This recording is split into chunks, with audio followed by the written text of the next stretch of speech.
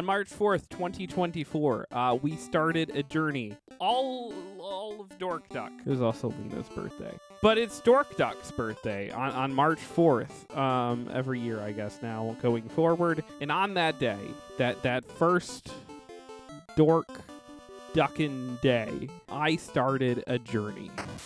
Spend my money that way. Ooh, what is this? Monster Strike First. It's a mad pony. I decided I was going to play every Final Fantasy game and plan to play through at least Final Fantasy 1 through 10. Okay, I decided I was going to play most Final Fantasy games. This was up until, it stopped being turn-based video game series. This was the one. This was the series that I play. I would play one of the games when I was sad. I would finish one of them, and I would just start the next. It was very important to me. Now, is it possible that I'm just a very grumpy old man, and I will like the non-turn-based ones if I just give them a chance? No. Probably, yes. Do I reserve the right to be grumpy, though? You're goddamn fucking Final Fantasy 1 on the NES. It came out the year I was born, 1987. So it's as old as me. It's allowed to be grumpy, too. It's Final Fantasy. The entire series comes from this game. From the very start, you know you're in for something special. There's no flashy CGI, no complicated cutscenes, just a simple title screen and an invitation to name your characters. This is where you begin your journey. So you gotta pick fighter, thief, black belt, white mage, black mage, or red mage. I remembered 8-bit theater, so I wanted to create the 8-bit theater party. I made mistakes. Most people really recommend taking the black belt. He becomes super overpowered. Most people recommend not taking the thief because he's a piece of shit.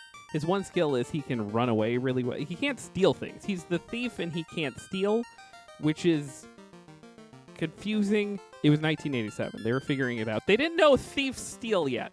His one skill is he can run fast, and that's never going to make a video game work.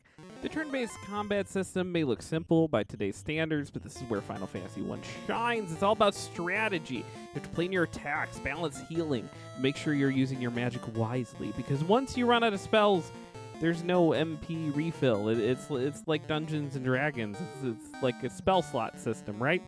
And so you're out of spells till you get back to the inn, and it's very stressful sometimes. Not to mention half the shit just doesn't work. Yeah, I'm not even joking. There's whole spells that they couldn't get working in the game, but are still in the game, and you don't really know that till you go on a Wikipedia or a forum post from 20 years ago, and there's a guy yeah, this shit just broke, son. This angle is terrible. There is a mic in my face. This angle, good. No mic in face. This angle, dog shit. Which means I should stop switching between the two. But I'm a stubborn motherfucker. Woo! This is so early in the Dork Duck gaming days that there's no overlay. I'm still figuring things out. You don't get to see me name my characters because I had the thing zoomed in the entire time. You're not very bright, are you? No, I'm not. I would like to be, but I'm not. This is old game. It's one where you meant to just take note of things. You're meant to just be okay, this dude's talking about Crescent Lake and someone who went out there. I should write that down. You're just supposed to talk to everyone and slowly start to try to put the clues together. And this is the way games were back then. You're supposed to bang your head against walls and figure things out that way. Now, in 2024, that's not always everybody's cup of tea, and I understand that. You have to understand, the entire nature of gaming was different back then. You're meant to play one game over and over and over, chipping away at it slowly, chipping away at the armor. Often in these games, Final Fantasy is unique because you were actually leveling up a character. In most NES games, the character that's leveling up is you and your ability to progress through the game. Sound like an old man, because I am one. I'm almost 40. Now, Do I wish in this game that when you committed to attack and that person was gone because they are already dead, that your attack moved on naturally to the next person? Do I wish you could save in the overworld? Do I wish there were save points within the dungeon so you didn't have to just go through the entire dungeon and all of its random encounters every single time you played? Do I wish the thief could steal things? Yes. Yes to all of these. But there is a charm here. This is the first ever Final Fantasy. Airships, we got it. Cheesy, convoluted time travel plot, got that too. World map, we got that. We kind of got that. You have to. It's a very convoluted way to bring the world map up. You have to like hold down B and then hit select. And then it sounds like dial-up internet. That's a beautiful noise. The Final Fantasy 1 gameplay loop is pretty simple. You go to a town and you're like, "Yo, town, what cool shit you got?" And you go, "I can't fucking afford this shit." And then you go out and you do the fights, and then you buy the cool shit. And then you go to the dungeon. First dungeon's Temple of Fiends. This ancient, decrepit place feels like the perfect intro into the game's dungeon crawling experience. It's 2 seconds. It's like 2 seconds long. You're just like, "Hi, Garland." Then you're fighting Garland. And there's bats there. The bats are important.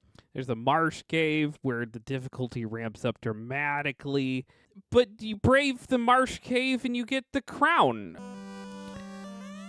Ha ha ha ha. Oh, this is the guy who asked for the crown, I'm guessing. And I have Matoya's crystal, and you shall give me that crown now. All right. Big boss battle.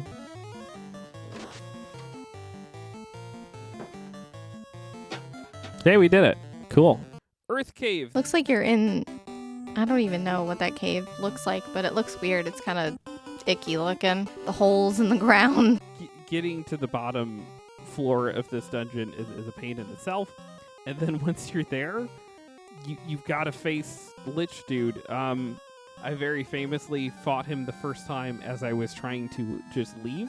What is this? Wait, is this? Fiend's Ball cracks open and an ominous cloud rises and evil shape congeals. It's the Lich, the Fiend of Earth. Did we just stumble into the actual boss battle as we were trying to leave? Sure.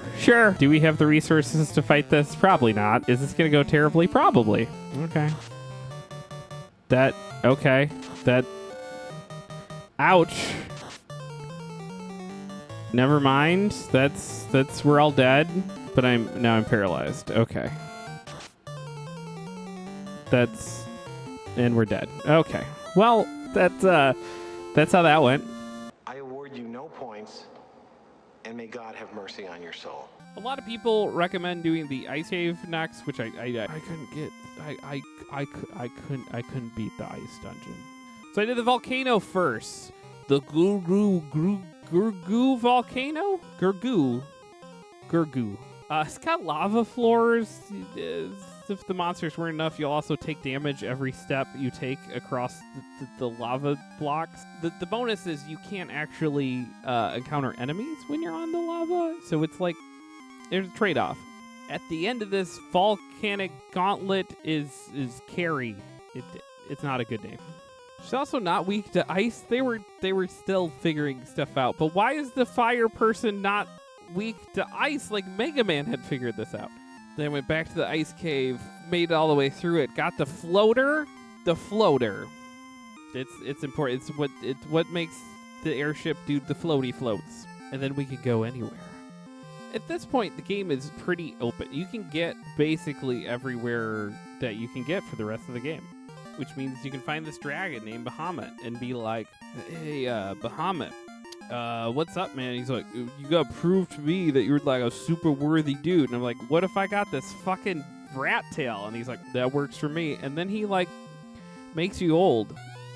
The tail of rat proves your courage, I guess.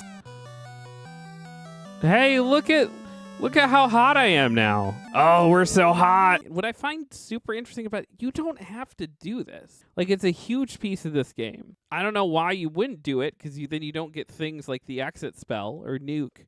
But you don't have to. you could just go fight chaos in your chibi form.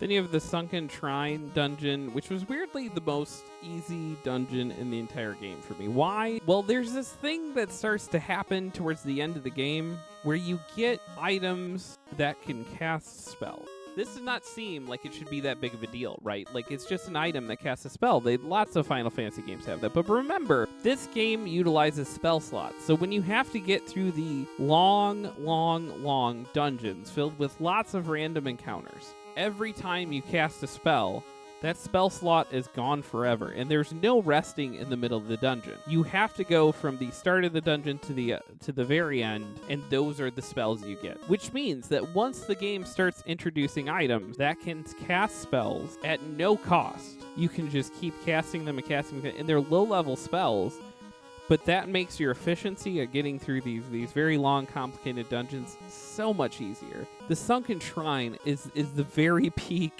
of them giving you this ability, but it not being underpowered yet. You get this lightning helm, and you can just take it through the whole. It's a beautiful thing.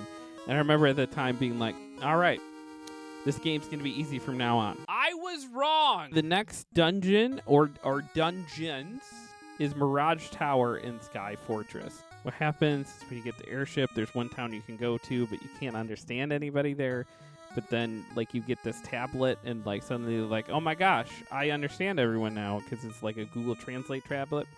And they're like, yo, we're the ancient race that used to, like, rule this entire world. And a bunch of us turned into bats. Remember the bats? I told you bats were important. But they're like, yo, go out to the desert. There you'll find this Mirage Tower. When you go up to the Mirage Tower, you'll find, like, robot friends we left behind.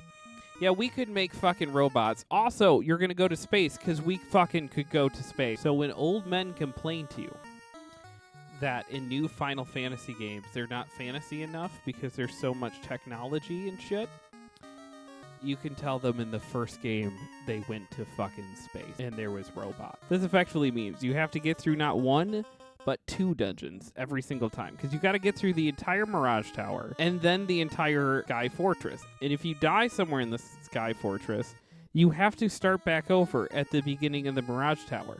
You have to make that entire run through perfectly, get all the way to the end, and then you can fight Tiamat.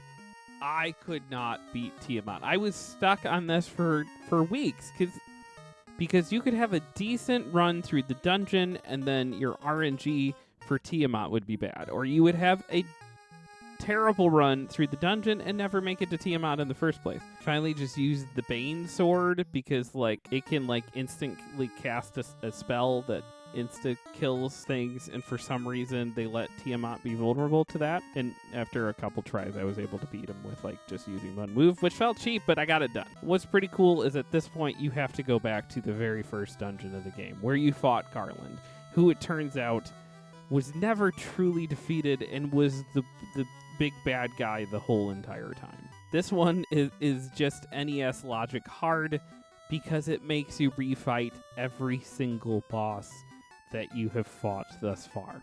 Now that you have the 4 crystals back working again, you go back in time.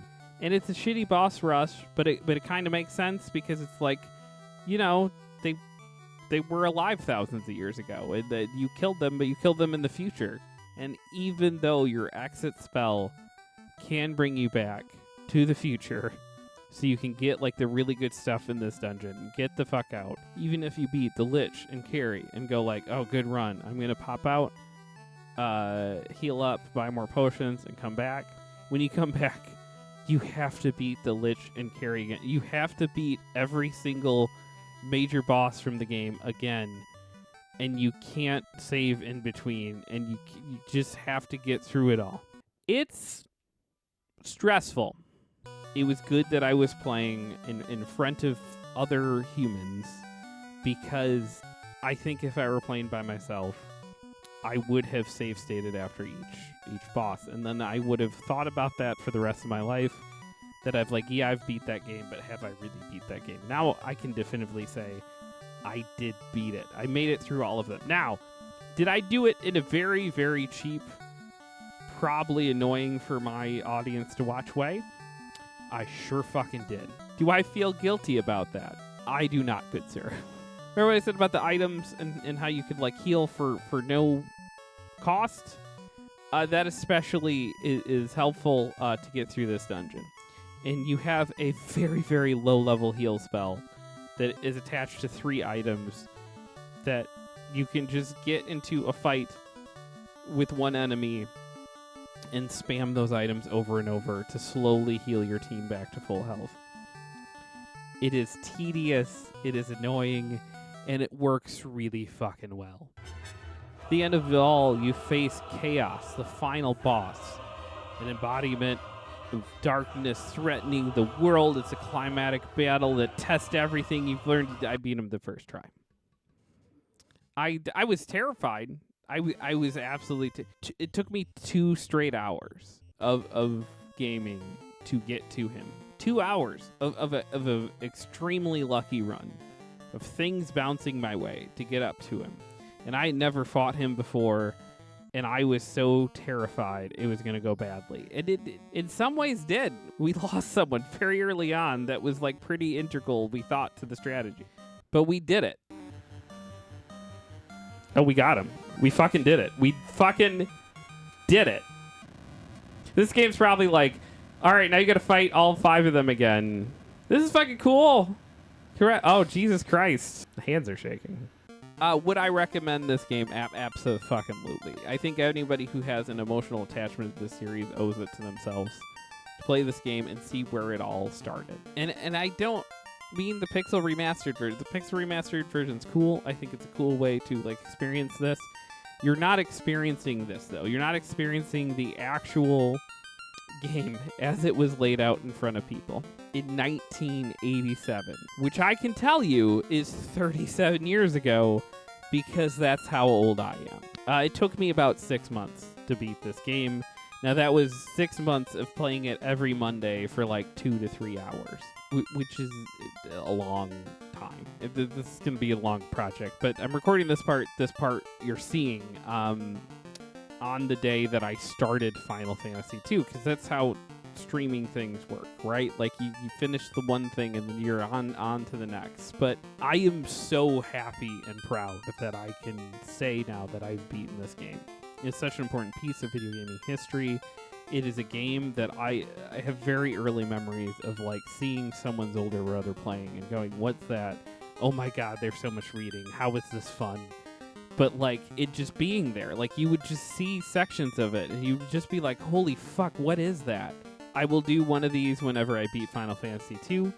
Hopefully it's sooner than 6 months from now. But until then, I should probably be a good YouTuber and be like like, subscribe, do those things. Check out our other videos. I don't know, just capitalism. Woo!